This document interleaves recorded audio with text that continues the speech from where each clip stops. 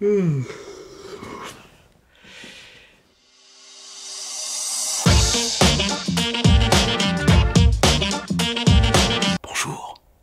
Vous avez bien dormi?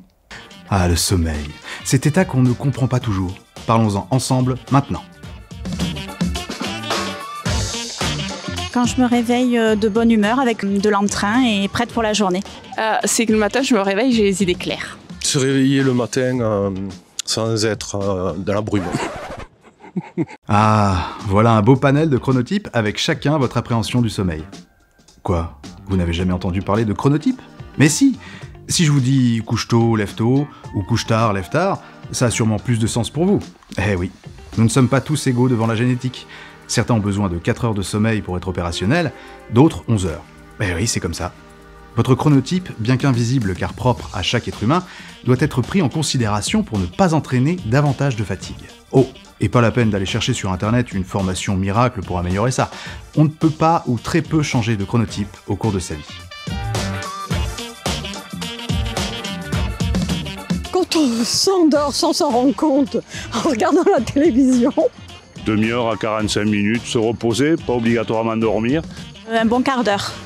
Oh, il faudrait faire un quart d'heure. Après le déjeuner, juste un petit moment. Effectivement, pour la plupart d'entre nous, la durée idéale de la sieste est de 10 à 20 minutes entre midi et 15 heures.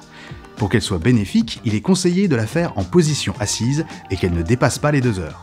La sieste fonctionne sur le même rythme que le sommeil la nuit. Pour profiter pleinement de ses bénéfices, il faut donc la limiter afin de ne pas plonger dans la phase dite de sommeil profond. Faites la sieste avec vos clés dans l'une de vos mains. En entrant dans la phase de sommeil profond, vos muscles vont se relâcher et ainsi faire tomber les clés. Ce sera le signe que votre sieste est terminée.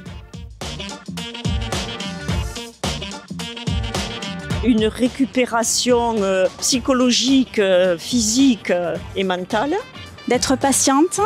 Être en forme, moi je pensais ça. Comment dire, une sérénité. Plus enclin à vouloir faire des activités, à être actif. Ah oui. Sur l'anxiété, je pense. Lâcher prise au réveil. Pas mal du tout. Allez, je vais quand même apporter quelques précisions. Un sommeil adéquat agit sur votre corps, votre esprit et votre santé mentale aussi.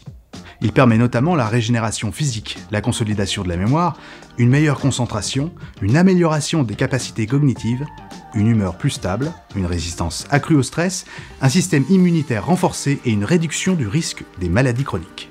Oh, et est-ce que je vous ai dit qu'il était bénéfique dans la prévention des maladies neurodégénératives et le maintien de votre métabolisme? Bon, maintenant que vous savez tout ça, vous pouvez dormir sur vos 2 oreilles. Allez, bonne nuit! Je vais me coucher, moi.